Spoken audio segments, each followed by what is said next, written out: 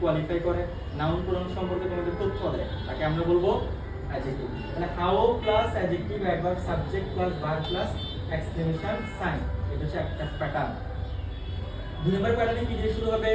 what plus এ অথবা N plus